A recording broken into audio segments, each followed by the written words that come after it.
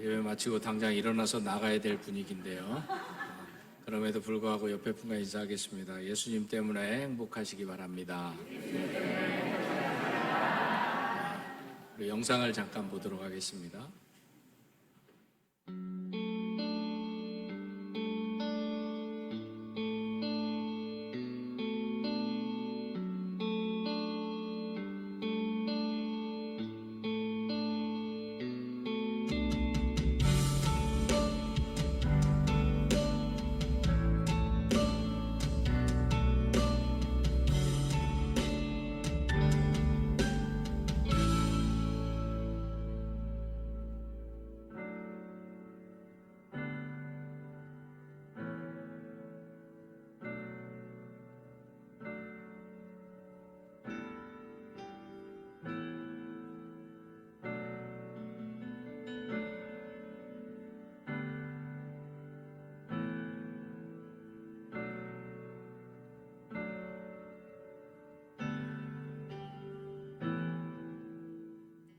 영상을 보신 것처럼 7월 1일부터 10일까지 우리 청년부가 말레이시아 단기 선교를 갑니다. 이를 위해서 다음 주 오후 찬양 예배 때 파송 예배를 드리는데요.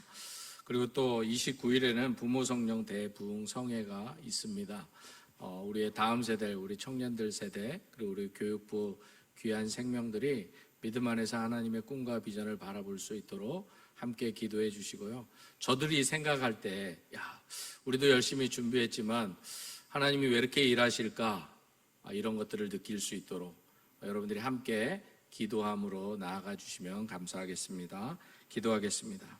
오늘도 살아 역사하시는 거룩하신 아버지 하나님, 이 시간 우리가 주님 말씀 앞에 섰습니다.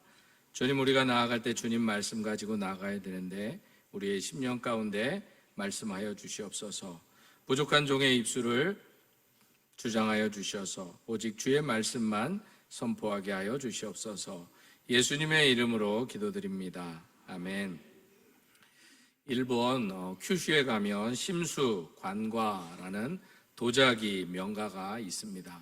바로 임진왜란 때 일본으로 끌려간 조선의 도공 심당길이 가마를 짓고 도자기를 빚던 곳이었는데 그의 12대 후손인 심수관 선생이 꽃을 피워 일본의 3대 도자기를 만들어내는 명문 가문이 되었습니다. 그런데 이 심수관 선생이 어린 시절을 회고하면서 이야기한 내용이 제게 큰 울림과 감동을 주었습니다. 바로 자신이 초등학교 졸업하는 날, 입학식 날 아버지가 자신을 데리고 작업실로 가서 물레 위에 진흙 한 덩이를 올려놓고 도자기를 빚는 모습을 보여주셨습니다. 그런데 이때 아버지가 진흙 한 덩이를 물레 위에 올려놓고 돌리려면서 진흙 그 한가운데 바늘을 꽂으셨습니다.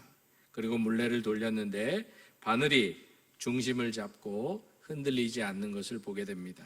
이때 아버지가 심수관에게 묻습니다. 이것을 보면서 너는 뭐가 느껴지느냐? 그때 심수관 선생이 아버지에게 이렇게 이야기합니다. 돌아가는 물레의 중심의 바늘이 움직이지 않는 것을 보았습니다. 그러자 아버지가 잘 보았다. 돌아가는 물레의 중심의 바늘이 흔들리지 않는 것처럼 바로 내가 가져야 될 마음의 자세가 바로 그런 것이다 라고 말해 주었습니다. 그러면서 아버지가 말을 이어가셨습니다. 지금은 비록 우리가 일본에 끌려왔지만 우리는 조선의 얼을 이어받은 조선인이다. 조선인의 정체성으로서 이 물레에서 요동하지 않는 바늘처럼 우리도 그 정체성을 놓치지 말아야 된다. 그런데 놀라운 것은 이 아버지의 가르침을 백발노인이 되어서도 이 심수관 선생이 놓치지 않았다라는 것입니다. 그래서 그런지 이 심수관과의 후예들은 일본에 정착한 지 400년이 지났는데도 여전히 전통을 잊지 않고 그 뿌리를 간직했다는 평을 듣습니다.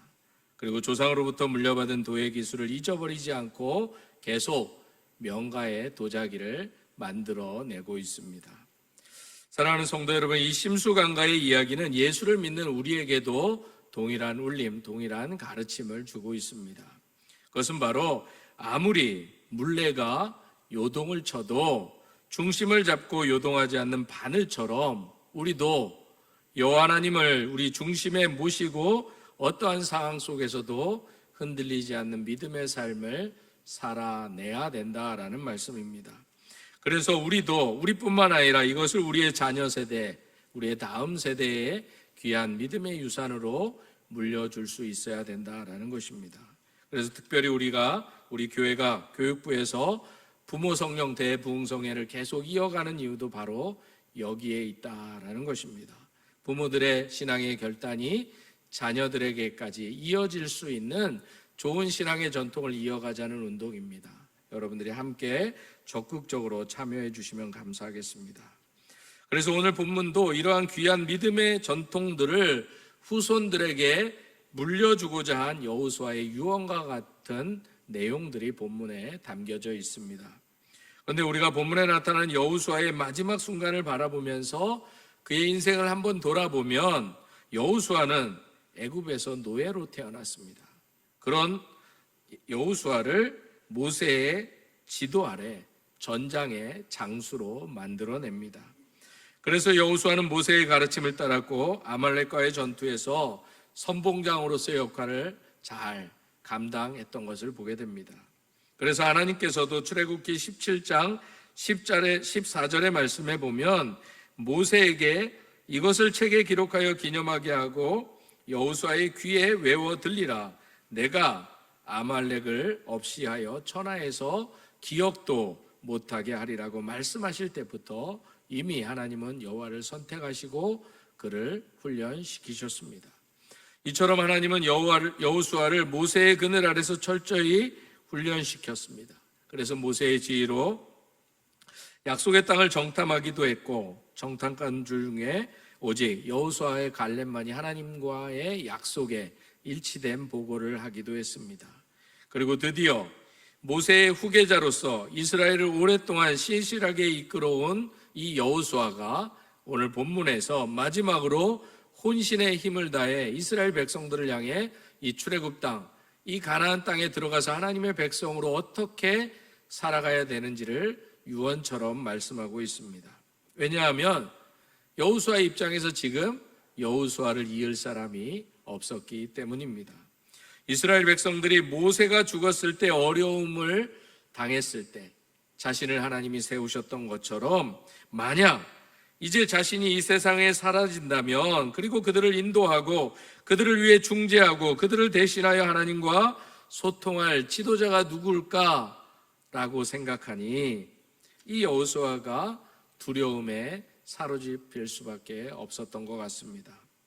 사실 오직 하나님의 은혜로 이스라엘 백성들은 여호수아의 지도로 가나안 땅, 축복의 땅을 차례로 정복했고 지파별로 땅을 분배받았습니다. 이것을 한마디로 말하면 하나님께서 아브라함과 이삭과 야곱에게 약속해 주셨던 그 땅이 이제야 비로소 이스라엘 백성들에게 구체적으로 주어졌다는 말씀입니다. 이 언약의 성취까지 무려 430년, 아브라함에게 약속하셨던 그 430년이 지나고 드디어 수많은 위기가 있었지만 하나님의 약속은 변치 않고 이스라엘 백성들에게 약속의 땅을 주시면서 언약을 성취해 나가시는 것을 보게 됩니다. 이렇게 땅의 분배를 다 마치고 여호수아 23장에 이르게 되면 여호수아가 이제 이스라엘 백성들에게 마지막 유언을 하고 있는 것입니다. 왜냐하면 여호수아 23장 1절에 보면 여호수아도 나이가 많이 들었기 때문입니다. 대략 여호수아의 나이를 계산해 보면 여호수아가 가나안 땅 정복을 마쳤을 때가 약 92세 정도 되었고요. 그로부터 20년 가까이가 지났기 때문에 이때 그의 나이가 110세 정도 되었습니다. 그래서 이 여호수아 23장 2절에서 5절 말씀에 보면 여호수아가 자신의 죽음이 가까웠음을 깨닫고 백성의 대표자들을 불러 모읍니다. 그리고 지나온 시간들을 돌아보면서 자신들을 위해 친히 싸워주시고 자신들에게 친히 땅을 허락하신 분은 오직 하나님이시기에 절대로 이 하나님의 은혜를 잊어버리지 말고 하나님을 떠나지 말 것을 당부합니다. 그리고 이를 위해 무엇보다도 경계했던 것은 이스라엘이 이 가나안 땅, 특별히 이방 민족 사이에 들어가 살면서 특별히 그들과 더불어 혼인하지 말 것과 그들이 섬기던 신들, 우상을 절대로 섬기지 말 것을 당부하고 있습니다. 이처럼 여호수아의 이 마지막 설교도 모세가 신명기를 통해서 3번의 고별 설교를 했던 내용과 아주 유사합니다. 그래서 지금 여호수아가 전하고 있는 고별 설교의 핵심도 바로 한마디로 하나님 말씀에 대한 순종의 여부에 따라서 너희들의 앞날이 결정된다라는 말씀을 전하고 있습니다. 그래서 여호수아는 백성들에게 여호수아 23장 6절에서 그러므로 너희는 크게 힘써 모세의 율법책에 기록된 것을 다 지켜 행하라.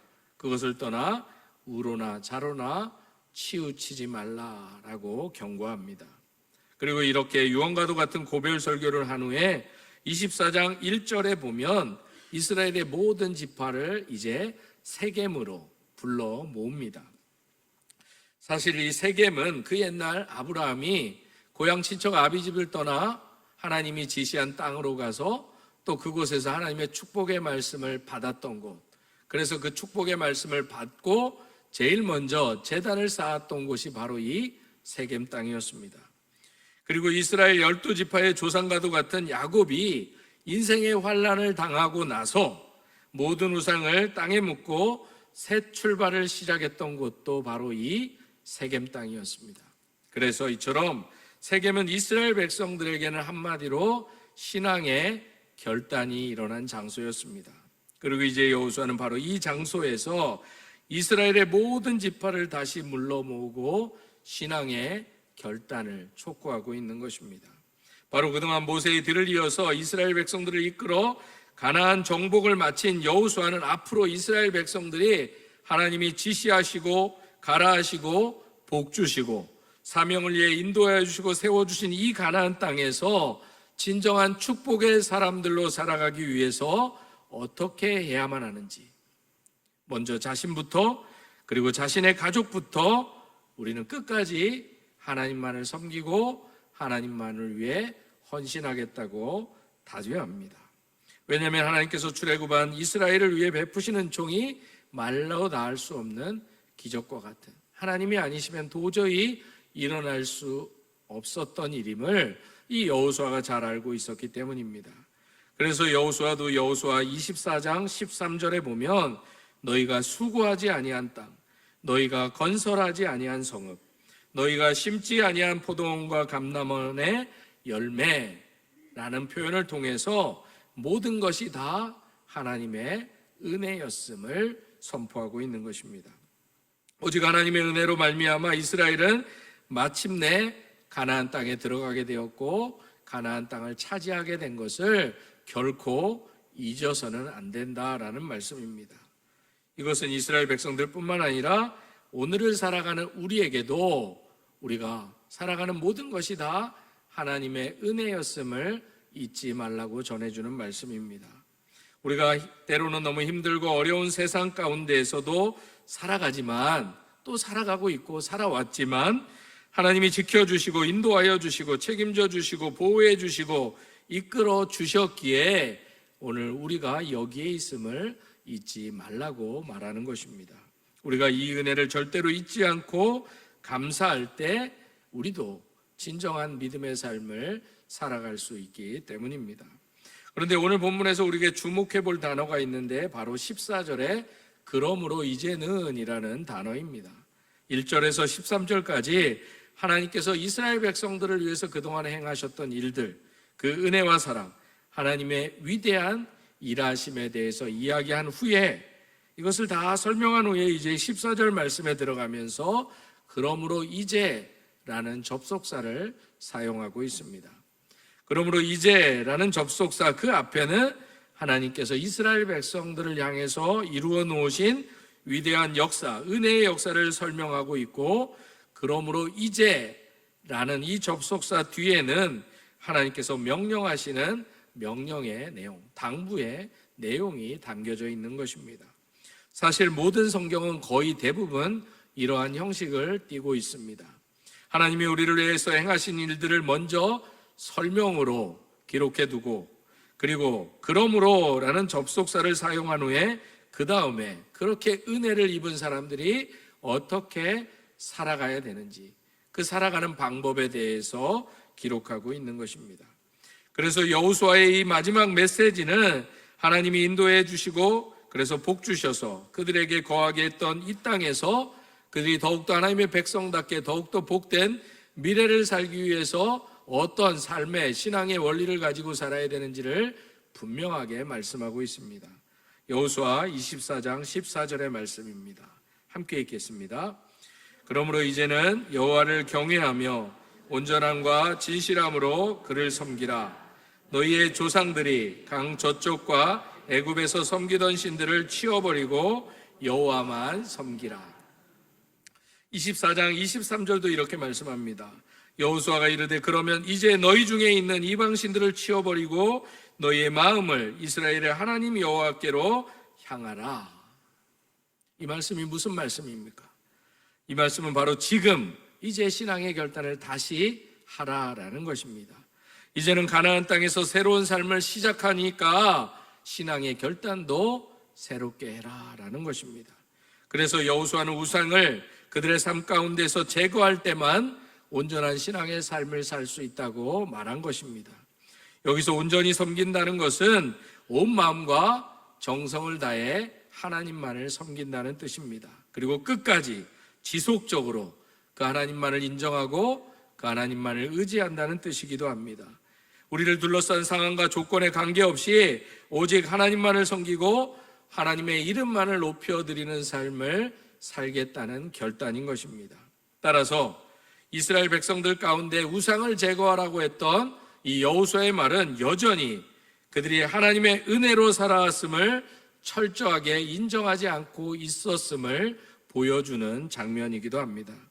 사실 우리도 어렵고 고통스러운 현실 속에서 하나님 앞에, 물론 감사할 때도 나아가지만 이러한 어렵고 힘든 상황 속에서 하나님 앞에 나와 간구할 때가 있습니다. 그런데 하나님이 회복시켜 주시고 복 주시고 우리의 기도에 응답해 주셔서 우리의 삶이 조금 편해지면 어느새 하나님은 없고 우리 자신의 노력과 애씀에 대한 이야기가 쏟아져 나오기 시작합니다. 여기까지 오게 하신 분은 하나님이셨습니다. 내가 가진 모든 것은 하나님이 주신 것입니다 라는 고백이 우리 마음속에서 철저하게 온전한 인정의 신앙의 고백으로 나타나지 않을 때 우리에게 나라는 우상이 나타나기 시작하는 것입니다. 어느새 하나님이 계실 자리에 나를 올려놓게 된다라는 것입니다. 그것을 가능하게 하신 하나님을 인정하는 대신에 자기의 의를, 자기의 공의를 내세우기 시작한다는 것입니다. 아무리 하나님이 복을 주시고 싶어 해도 내가 바로 살지 못했다면 이렇게 될 수 없다고 고백은 그렇게 하면서도 결국은 하나님 대신 자기를 드러내기 시작한다라는 것입니다.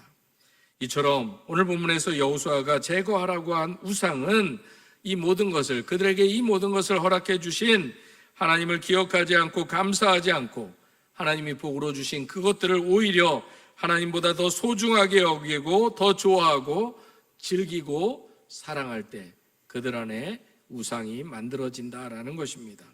다시 말해 내가 열심히 그리고 최선을 다해 성실하게 노력해서 좋은 자리에, 좋은 직장에, 좋은 명예도, 좋은 부도, 많은 것을 누리게 되었을 때 이 모든 것을 허락해 주신 하나님을 잊어버릴 수 있다라는 것입니다. 그래서 때론 하나님이 복을 주셔서 하나님이 허락해 주셨던 우리의 가정과 직장 때문에 오히려 하나님을 경외하고 섬기고 봉사하는 삶이 우리 안에서 사라질 때가 있다라는 것입니다. 그런데 우리가 여기서 잊지 말아야 할 것이 있습니다. 우리의 삶이 진정 평안하고 복되기를 원한다면 하나님이 우리에게 모든 것을 주시고 허락하신 것을 인정하고 받아들이는 고백적 신앙이 우리 안에 끊임없이 끝까지 계속적으로 고백되어져야 한다라는 것입니다. 왜냐하면 우리 안에 그런 신앙이 고백되어질 때만 하나님께서 진정으로 우리의 인생과 삶을 책임져 주시기 때문입니다. 그래서 여호수아도 곧바로 이어서 지금까지 이스라엘 백성들이 가지고 있었던 이 하나님의 관계를 다시금 새롭게 하고자 언약 갱신을 진행합니다. 15절의 말씀입니다. 함께 읽겠습니다.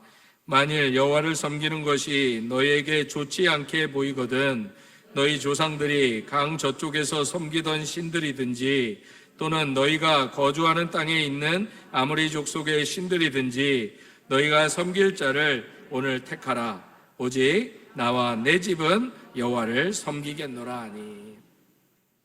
바로 여호수아의 이 마지막 설교의 메시지는 나는 날마다 주님만을 섬기기로 선택하고 결단했다라는 표현입니다. 바로 이것이 언약의 새로운 갱신입니다. 지금까지도 하나님을 섬겨왔지만 이제는 다시 새롭게 신앙의 결단을 해야 된다라는 것입니다. 예배당 들어오기 전에도 열심히 하나님을 섬겼지만 예배하는 도중에 다시금 매일매일 삶 속에서 우리 안에도 신앙의 결단이 있어야만 된다라는 것입니다. 이스라엘은 사실 하나님의 언약의 백성이었습니다. 그래서 하나님은 아브라함과 계약을 맺으시면서 이스라엘을 하나님의 뜻을 수행할 백성으로, 그래서 선민으로 특별히 삼아 주셨습니다. 그 외에 하나님은 시내산 언약을 맺어주면서 출애굽기 19장 4절 6절에서 나는 너희 하나님이 되고 너희는 내 백성이 될 것이다. 그리고 너희들은 내 뜻을 만방에 전하도록 내가 너희들에게 율법을 허락해서 세상 만방에 이 기쁜 소식을 전하도록 알리는 제사장 나라로 삼았다라고 말씀하신 것입니다. 그런데 오랜 세월이 지나가게 되었고 특히 가나안 땅에 들어와서 이제 다시 새롭게 시작할 이 시점에서 여호수아는 이 이스라엘 백성들에게 다시금 이 언약을 떠올리게 하고 다시금 신앙의 결단을 시켜야 할 필요를 느낀 것입니다. 왜냐하면 이제 가나안 땅에서 살아가려면 수없이 많은 우상 앞에 그들이 놓이게 되기 때문입니다. 이제 수없이 많은 가나안의 이방 문화에 저들도 함께 젖어 살아가야 했기 때문입니다. 그래서 여호수아 자신도 이제 죽음이 임박했음을 깨달았기에 이스라엘 백성들을 향해 오직 여호와 하나님만을 섬기든지 아니면 하나님을 섬기는 일이 좋아 보이지 않으면 그들의 조상이 바로 유프라데스강 건너편에서 섬겼던 다른 신들, 그리고 바로 그들 자신이 머물고 있는 아모리 땅의 신들, 바로 하나님이 아모리 족속을 쫓아내면서 이미 아무것도 아님을 증명해 보여주었던 그 신이 그렇게 좋으면 너희들은 그 신을 섬겨도 좋다. 그러나 이제 선택하라. 둘 다는 할 수 없다. 분명하게 노선을 밝히라고 요구했던 것입니다. 그런데 놀라운 것은 여호수아의 이 말에 17절과 18절에 보면 이스라엘 백성들도 결단코 여호와를 버리지 않고 우상을 섬기지 않겠다고 결단합니다. 자기들도 오직 하나님만을 섬기겠다고 결단한 것입니다. 왜냐하면 지금 이스라엘 백성들은 여호수아의 말이 무슨 의미인지 잘 알고 있었기 때문입니다. 마치 지난날 모세가 약속의 땅을 눈앞에 두고 마지막 유언을 남겼던 것처럼 여호수아가 다시금 자신들에게 선택의 기회를 주고 있음을 그들도 알고 있었기 때문입니다. 그래서 강해 설교가인 제임스 몽고베리 보이스는 그의 책 우리는 주님만 섬기리라 라는 책에서 이것에 대해서 이렇게 설명합니다. 여호수아가 백성으로 하여금 하나님을 섬기도록 도전하면서 자신도 그렇게 하기로 확정했노라고 말할 때 사용한 시제에 주목합니다. 여호수아가 사용한 시제는 최종적 그 이상의 의미를 가지고 있는데 한번 선택하면 다시는 바꿀 수 없는 행위를 가리킵니다. 이 시제는 진행형의 의미를 포함하는 것으로 과거뿐 아니라 현재와 미래까지도 포함한다는 뜻입니다. 여호수아는 나는 하나님을 섬기기로 선택했었고 지금도 선택하며 앞으로 계속하여 임종의 순간이 이를 때까지도 하나님을 섬길 것을 선택합니다 라고 말한 셈입니다. 이처럼 주님을 섬기는 것은 중요한 문제입니다. 그저 몇 마디 다짐으로 끝낼 수 있는 일이 아니었습니다. 하나님을 거역하면 끔찍한 결과를 맞게 될 것이기 때문입니다. 특히 하나님을 저버리고 이방신을 섬기는 사람은 그 대가를 치러야 할 것입니다. 그러나 이스라엘 백성들은 여호수아의 경고에도 불구하고 침착하게 다시 한번 신앙의 고백을 합니다. 아니니이다. 우리가 여호와를 섬기겠나이다. 사랑하는 성도 여러분, 그런데 이러한 언약의 갱신은 이제 오늘을 살아가는 우리에게 더 중요한 의미로 다가오는 것 같습니다.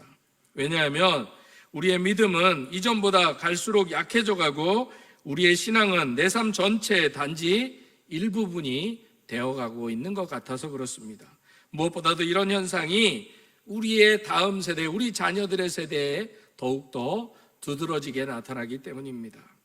그렇다면 혹시 자꾸만 이 시대가 그렇게 흘러가는데 우리가 어떻게 할 수 있냐 하면서 우리의 신앙을 완전히 버릴 수는 없으니까 그냥 적당히 타협하는 것이 좋지 않냐, 이렇게 생각하면서 신앙의 삶을 살아가고 있지 않냐라는 물음입니다.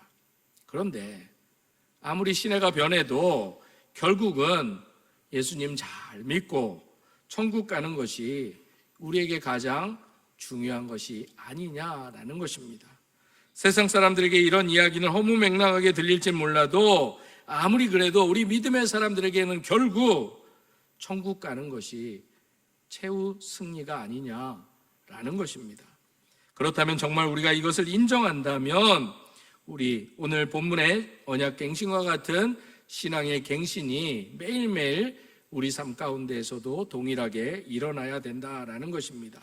왜냐하면 하나님은 우리가 누구를 섬길까에 관심이 있으시기 때문입니다.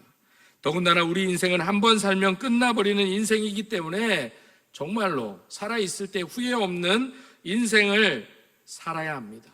그러기 위해서 하나님이 기회를 주실 때에 우리는 매일매일 새롭게 결단해야 합니다. 왜냐하면 신앙은 양자택일의 문제이기 때문입니다. 하나님과 세상을 겸하여 섬길 수가 없기 때문입니다. 하나님과 우상을 겸하여 섬길 수가 없기 때문입니다. 하나님과 재물을 겸하여 섬길 수 없고, 그래서 오직 매일매일 삶 가운데 우리는 신앙의 결단이 있어야 합니다.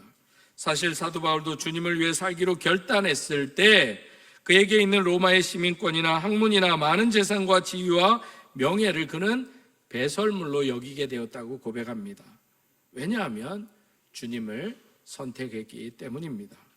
다른 사람에게는 생명과도 같은 것이 자기에게는 주님을 선택했기 때문에 그는 중요하지 않다고 고백할 수 있었던 것입니다. 이스라엘 백성들은 출애굽 후에 가데스 바네에서 가나안 땅을 바라볼 때 그 땅을 자신들의 눈으로 바라보고 자기의 연약함을 인식하고 적들의 강함을 바라볼 수밖에 없었습니다. 그래서 그들은 애굽으로 돌아가는 것을 선택했지만 여호수아와 갈렙은 끝까지 하나님을 선택했습니다. 그리고 그 선택은 여호수아와 갈렙의 미래를 바꾸었고 그들의 운명도 바꾸어 놓았습니다. 이처럼 하나님을 선택하는 것은 하나님의 말씀을 붙들고 살 때만 이루어지는 것입니다. 하나님을 선택하는 것은 우리가 하나님의 능력을 전적으로 신뢰할 때만 이루어지는 것이기 때문입니다. 그래서 여호수아뿐만 아니라 갈렙도 하나님의 말씀과 약속을 붙들고 살아갔을 때 그 어떤 어려운 순간에도 담대하게 하나님 앞에 설 수 있었던 것입니다. 그래서 아무도 가려 하지 않았던 헤브론 땅을 그는 선택하고 차지할 수 있었던 것입니다. 왜냐하면 하나님을 선택했기에 그도 그렇게 담대히 나아갈 수 있었던 것입니다. 그래서 오늘 본문에서 여호수아는 나와 내 집은 여호와를 섬기겠다고 선포한 것입니다. 바로 나부터, 내 가정부터 하나님의 말씀에 순종하여 하나님의 뜻과 하나님이 주신 계명과 사명을 이루기 위한 선택을 하겠다라고 선포한 것입니다. 그리고 더 나아가 여호수아는 이스라엘 백성들이 하나님과의 언약을 기억하고 하나님을 선택하는 삶을 살도록 결단을 요구하고 있는 것입니다. 왜냐하면 오늘의 삶은, 우리의 삶은 우리의 미래를 결정하기 때문입니다. 그리고 그것은 나뿐 아니라 공동체와 우리 후손의 미래도 결정하기 때문입니다. 과거에 열심히 주 앞에 헌신했던 것도 물론 중요합니다. 오늘 그러나 여전히 주님 앞에 결단해야 한다라는 것입니다. 과거에 내가 주님 앞에 깨뜨렸던 옥합도 중요하지만 오늘 주님 무릎 앞에 다시 엎드리며 오늘 내가 주님 앞에 깨뜨려야 할 옥합이 무엇인지를 고민하며 기도하는 것이 더 중요하다라는 것입니다. 나만 주 앞에 잘 살고 끝나면 안 되지 않냐라는 것입니다. 내가 그렇게 결단한다고 될까? 그렇게 혹여 생각하는 분들 계십니까? 아닙니다.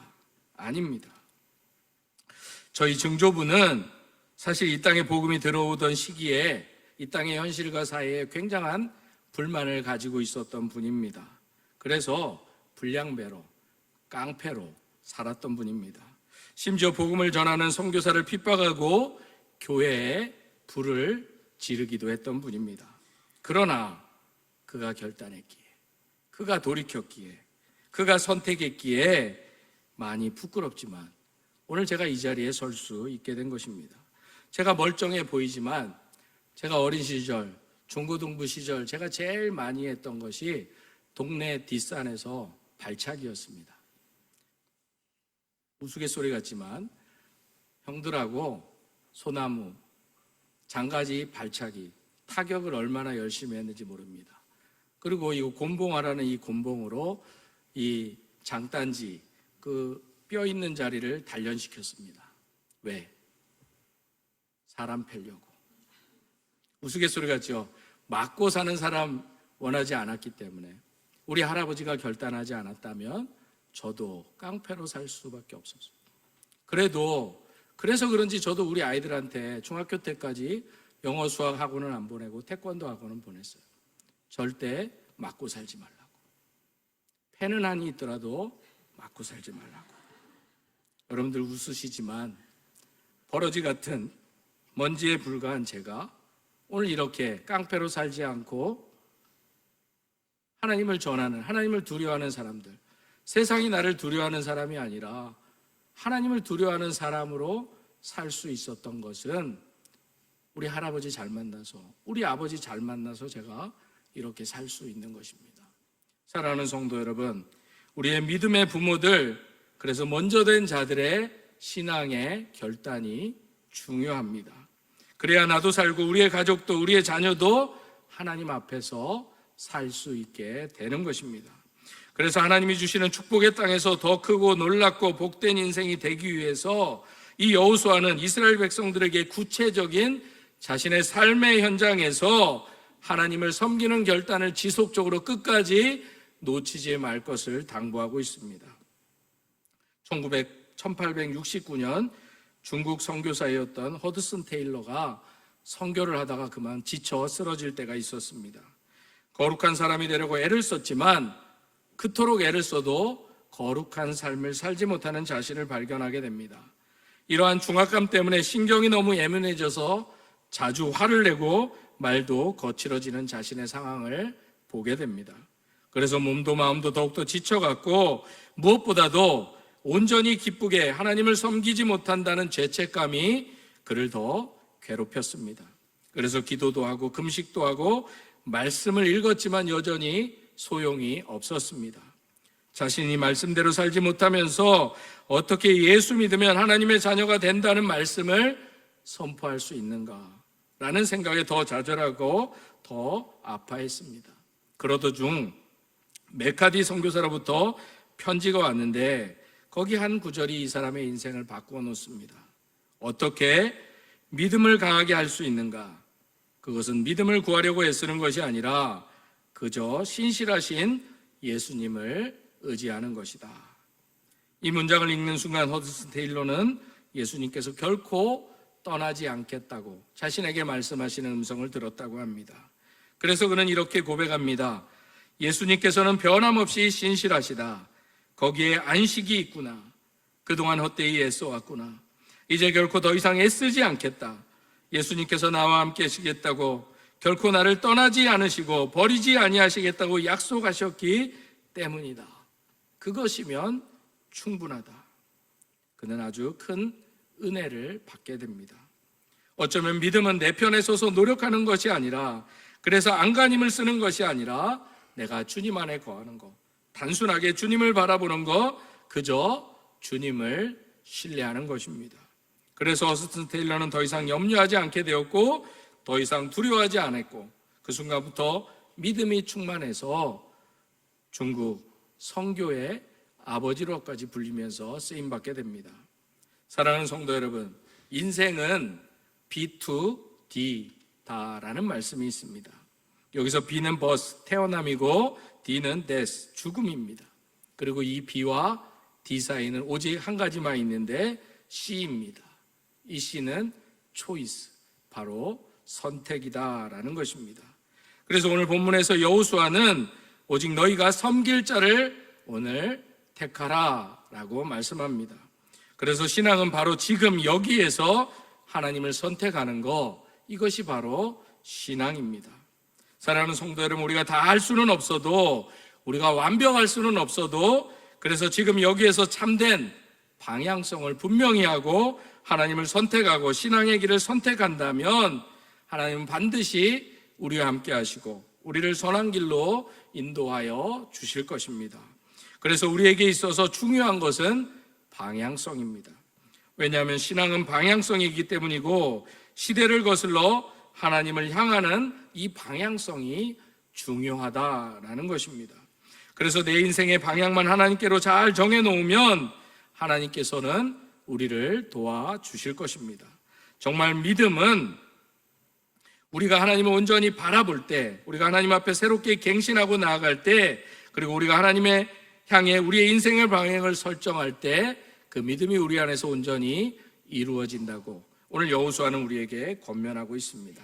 이 시간 함께 이런 마음과 결단을 담아 우리 예배 전에 드렸던 은혜라는 찬양을 함께 하고 기도하도록 하겠습니다.